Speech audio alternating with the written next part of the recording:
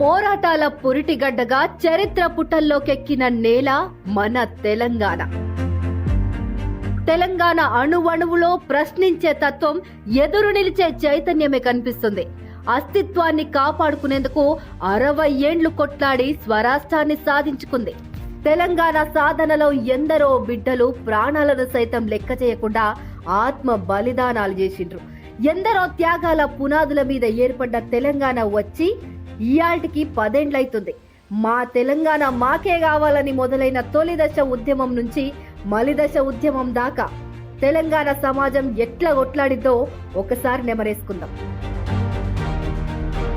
1953 డిసెంబర్లో భారత ప్రభుత్వం ప్రజలు మాట్లాడే భాషను ఆధారంగా చేసుకుని రాష్ట్రాలను ఏర్పాటు చేసేందుకు రాష్ట్ర పునర్విభజన కమిషన్ను ఏర్పాటు చేసింది. ప్రజల అభిప్రాయం మేరకు హైదరాబాద్ రాష్ట్రాన్ని విభజించింది. మరాఠీ భాష మాట్లాడేటోళ్ళని ముంబై రాష్ట్రంలా, కన్నడం మాట్లాడేటోళ్ళని మైసూర్ రాష్ట్రంలో కలిపేందుకు సిఫార్సు జారీ చేసింది. అయితే ఈ కమిటీ ఇచ్చిన నివేదికలో హైదరాబాద్ రాష్ట్రంలో తెలుగు మాట్లాడే తెలంగాణ ప్రాంతాలను ఆంధ్ర రాష్ట్రంలో కలిపితే వచ్చే లాభ నష్టాలను చర్చించి ఆంధ్ర భాగంలో కలపడానికి ఆంధ్ర ప్రాంతంలో ఎక్కువ మద్దతుంది. కానీ తెలంగాణ ప్రజల్లో ఏమాత్రం స్పష్టత లేదని తెలిపింది. అయితే తెలంగాణ ప్రాంతాన్ని హైదరాబాద్ స్టేట్ గా ఏర్పాటు చేసి సాధారణ ఎన్నికలు అయిపోయిన తర్వాత ప్రజల అభిప్రాయం మేరకు విధాన సభలో విలీనం తీర్మానం పెట్టి 3/2 ఆధిక్యత వస్తే ఆంధ్ర రాష్ట్రంలో విలీనం చేయాలని సూచించింది. కానీ అట్లా చేయకుండా జవహర్ లాల్ నెహ్రూ ప్రభుత్వం తెలంగాణ ప్రాంతానికి భద్రత కల్పిస్తామని, ఆ ప్రాంత సంపదను వెనుకబడ్డ ప్రాంతాల అభివృద్ధికి కేటాయిస్తామని, అక్కడి ఉద్యోగాలను స్థానికులకే నియమిస్తామని పెద్ద మనుషుల ద్వారా ఒప్పందం కుదిరించింది. 1956 నవంబర్ 1న ఆంధ్ర రాష్ట్రంలో తెలంగాణ విలీనం ద్వారా ఆంధ్రప్రదేశ్ రాష్ట్ర ఏర్పాటుకు నిర్ణయం జరిగింది. అయితే 1952లో సాధారణ ఎన్నిక జరిగి ప్రభుత్వం ఏర్పడేదాకా హైదరాబాద్ రాష్ట్ర పాలనా యంత్రాంగమంతా మిలిటరీ, సివిల్ అధికారుల చేతిలో ఉండటంతో ఆంధ్ర ప్రాంతం నుంచి వలసలు నిరాటంకంగా కొనసాగినాయి. అది వరకే ఆంధ్ర ప్రాంతంలో బ్రిటిష్ వాళ్ల కింద శిక్షణ పొందే అనుభవం ఉన్న అధికారులను తెలంగాణకు రప్పించుకున్నారు.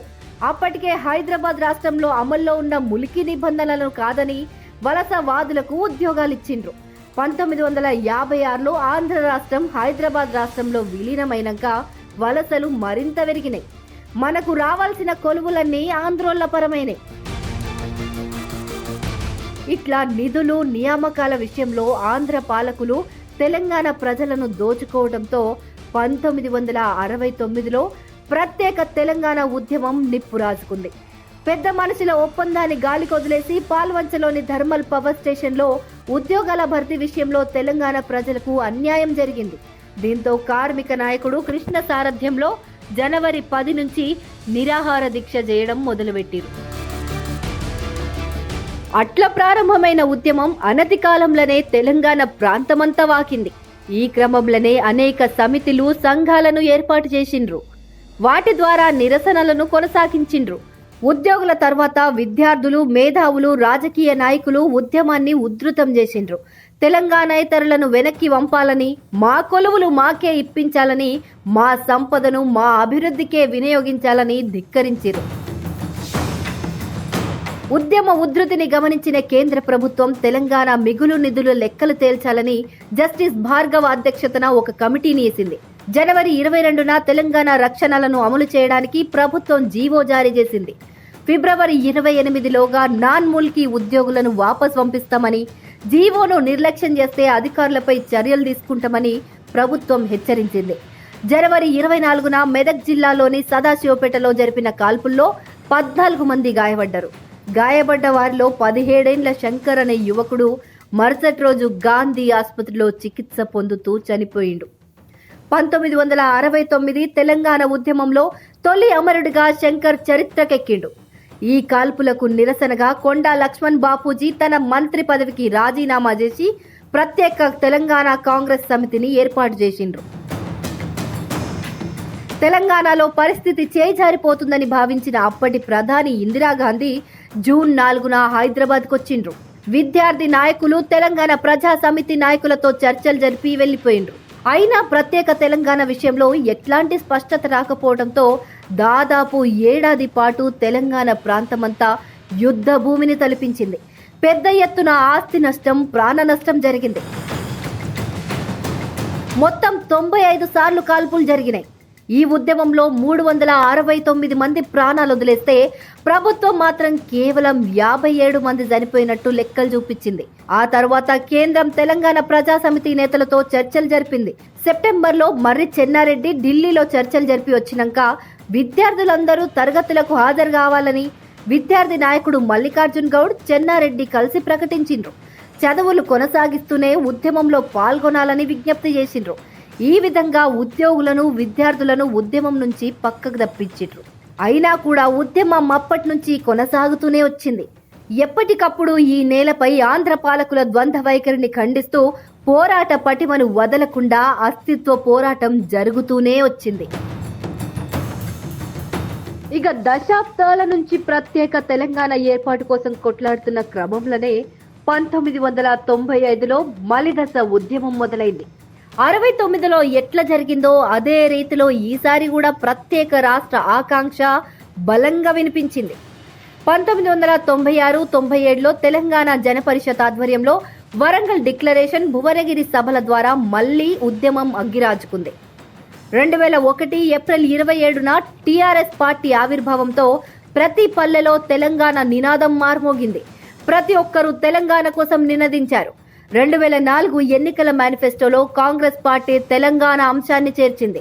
ప్రత్యేక తెలంగాణ ఏర్పాటుకు హామీ ఇచ్చింది.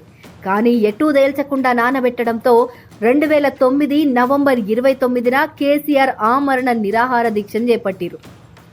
రాష్ట్రం వచ్చే వరకు దీక్ష విరమించేది లేదని చెప్పడంతో ఉద్యమం ఉవ్వెత్తున ఎగిసింది.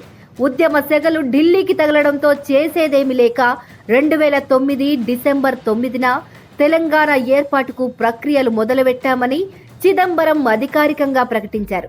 దీంతో కేసీఆర్ దీక్ష విరమించిండ్రు.